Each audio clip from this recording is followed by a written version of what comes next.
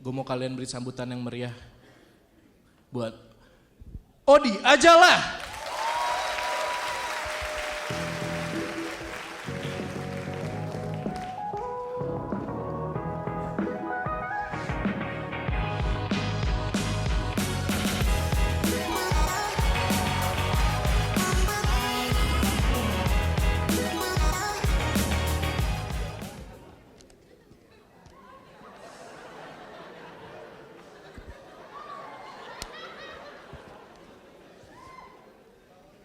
Assalamualaikum warahmatullahi wabarakatuh. Akhirnya saya beneran tampil sampai Jakarta.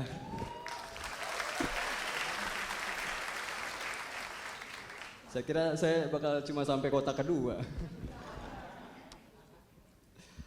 Dan karena saya senang banget teman-teman, saya bakal ngasih tahu kalian kalau yang belum tahu, salah satu tugas opener dalam sebuah pertunjukan adalah untuk memanaskan penonton sebelum penampil utama naik panggung. Nah, waktu di PPTJ Malang, saya memanaskan penonton dengan mengajak penonton main bulu tangkis.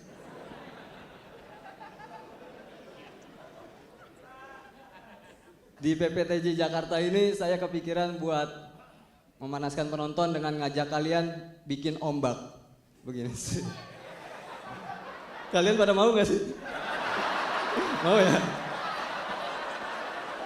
Jadi mulai dari sebelah kiri, set, nyamber ke atas, ke samping, gitu. Nanti saya, ya. Mau ya? Nanti saya kasih apa-apa, PPTJ Jakarta, gitu ya. Seru kan ya? Oke, terlalu saya harus direkam ini. Nyuk, tolong rekamin Nyuk. Ini sekalian ngasih tahu ke Banyu kalau komik jam terbangnya udah tinggi nggak langsung masuk materi.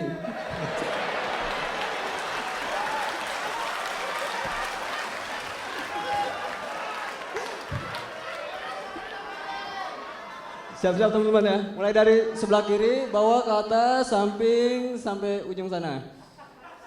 Oke, siap ya? Lu dari tengah Nyu. Ayo. PPTJ Jakarta.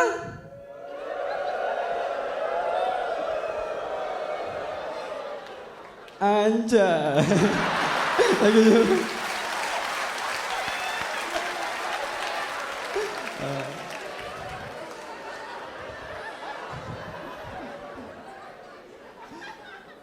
Udahan kali ya.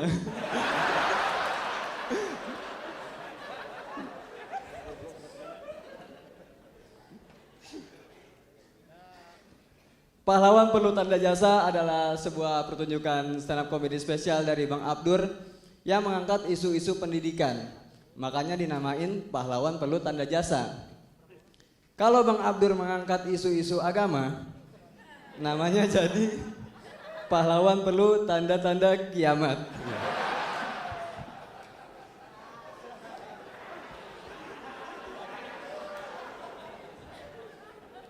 Dan Bang Abdur bikin pertunjukan ini juga dengan yakin.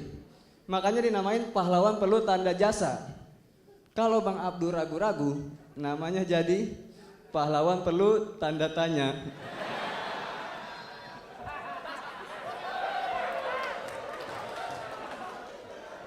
Saya masih punya satu lagi teman-teman.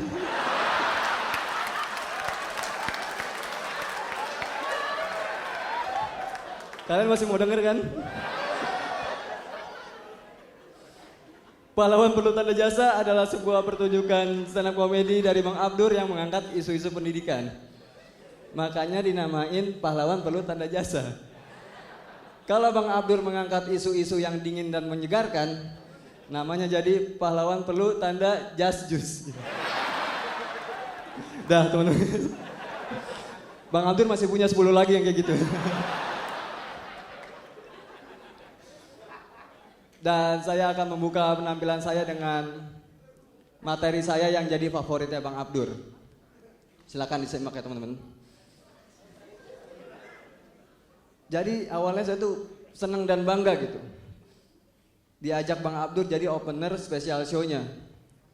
Karena saya senang dan bangga, wah kemana-mana saya busungin dada ya kan. Opener Bang Abdur.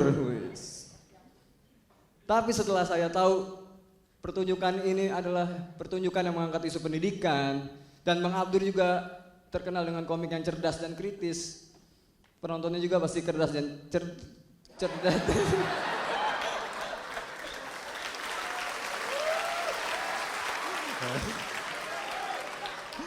Ini salah satu alasan saya bertele-tele teman-teman. Karena saya suka belibet kalau ngomong. Jadi yang tadinya saya busungin dada, lama-lama kerasa beban gitu. Jadi bungkuk. Saya takut nih makin lama makin kerasa bebannya bungkuk. Nanti saya pas stand up masa tengkurap. Masa begini. Selamat malam teman-teman. Nah itu materinya favorit Bang Abdur.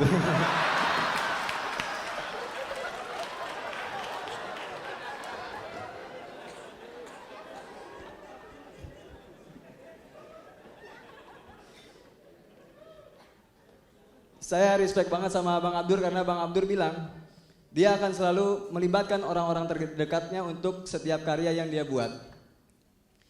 Dan saya diajak jadi opener Bang Abdur karena saya kerja di Comika dan Bang Abdur adalah salah satu talent Comika Manajemen.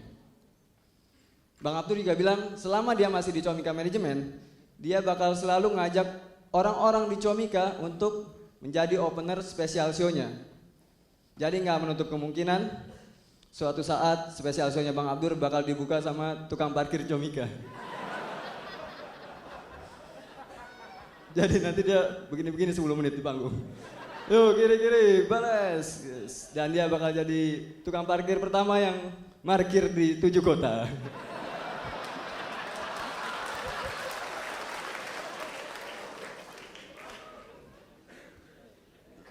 Dan saya adalah orang yang percaya ucapan adalah doa. Dan saya yakin ini adalah salah satu ucapan saya yang terkabul jadi doa. Karena waktu itu saya pernah setelah sholat subuh sambil menunggu fajar terbit, saya duduk di sudut kamar sambil mengucap lirih, ya Allah, pengen deh jadi opener salah satu talent Comika Manajemen. Benar, gak lama kemudian di kokokan ayam kelima lah,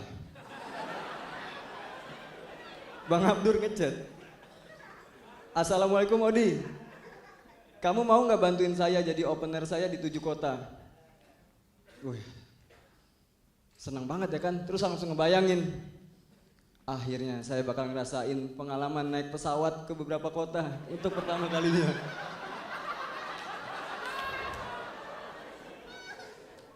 Tapi ternyata ucapan adalah doa, baik yang serius maupun yang punchline. Di video promo PPTJ yang tadi juga kalian tonton, saya kan sempat nyeletuk. Kita jalan tur bang, gak naik pesawat aja, dikabulin. Kita ke 7 kota naik bis. Yang tadinya saya ngebayangin bakal dorong-dorong koper di bandara, set. Jadi harus nenteng-nenteng kardus. Kayak pembantu mudik.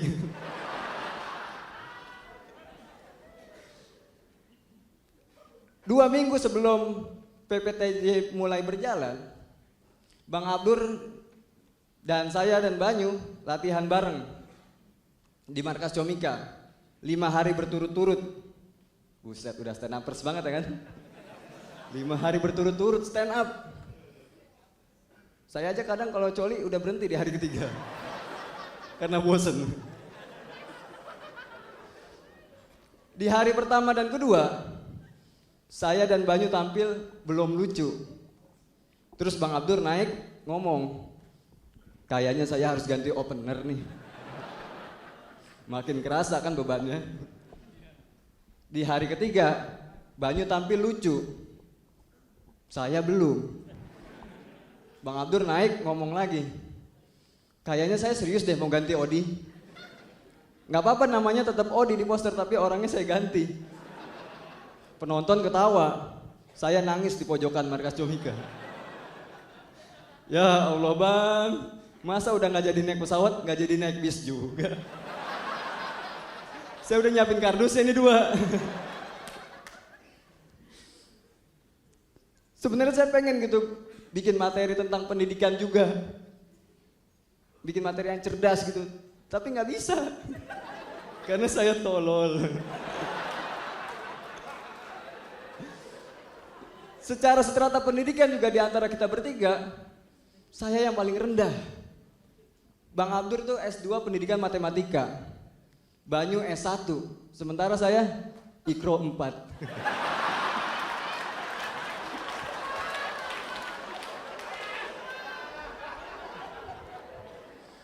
Susah gitu, pengen bikin materi tentang pendidikan. Saya ingat-ingat semasa sekolah saya ngapain aja ya, nggak nemu. Yang saya ingat cuma dari SD sampai SMK selalu ada guru killer. Yang paling parah tuh guru killer pas SMK. Pernah ada guru killer masuk kelas bawa mayat 3. Itu doang materi tentang pendidikan saya. Itu pun bohong.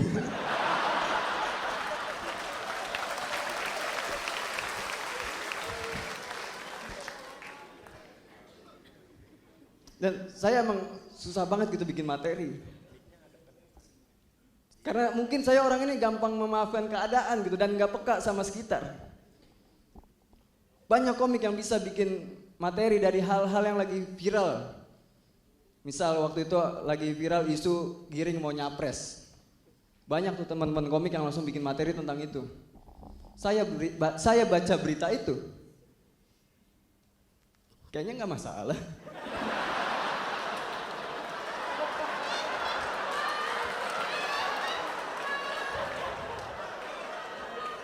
Terserah dia ya kan.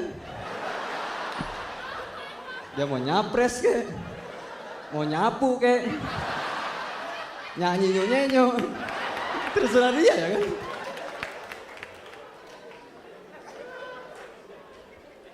Terus ada isu Jokowi mau 3 periode. Banyak yang bikin materi tentang itu. Saya baca berita itu, kayaknya gak masalah.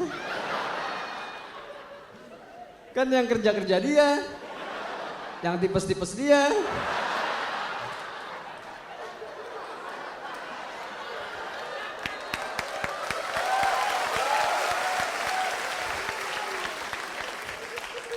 Lagian emang udah berapa periode sih? Saya nggak ngikutin.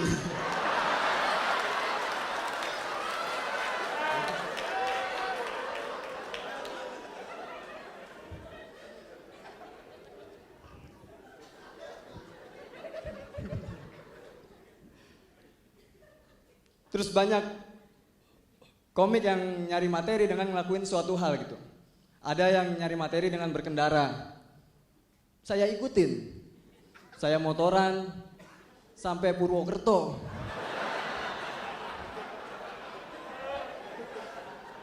Bukan nemu materi malah nemu mendoan.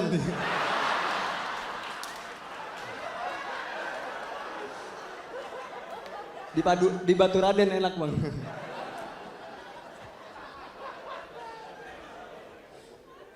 Ada juga komik yang nyari materi sambil minum minuman keras. Khamar. Astagfirullah. Saya ikutin. Saya minum kan berbotol-botol. Bukannya dapat materi malah sedih. Ya Allah. Ampuni dosa hamba ya Allah. Ada juga komik yang nyari materi dengan buang air besar. Saya ikutin. Saya buang air besar seharian.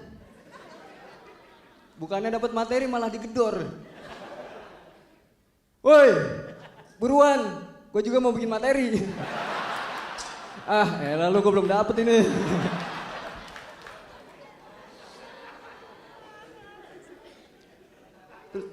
Banyak juga komik yang bisa bikin materi dari hal-hal yang sepele gitu. Kayak contohnya Bang Gilbas. Bang Gilbas pernah bikin materi tentang helm Gojek yang kacanya suka turun-turun sendiri. Saya ngeliat itu, kayaknya gak masalah.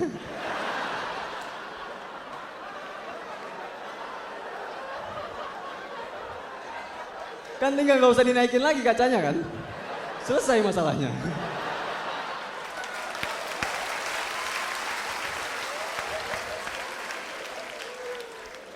Ada juga Bang Ali Akbar, dia pernah bikin materi 3 menit ngebahas momogi yang makin kecil. Emang menurut abang momogi makin kecil masalah bang? Enggak kan? Yang masalah itu kalau momogi makin gede. Makin gede, makin gede, makin gede. Tahun 2050 beli momogi harus berempat.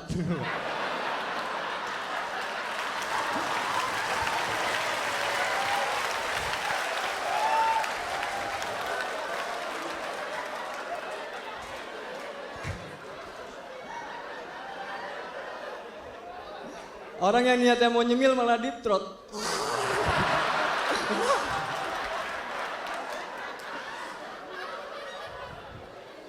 Bocah kecil yang tadinya dimarahin emaknya, momogi mulu, batuk. Tahun 2050 jadi momogi mulu, sempit. Nah, itu materi terakhir saya teman-teman. Terima kasih, saya Odi.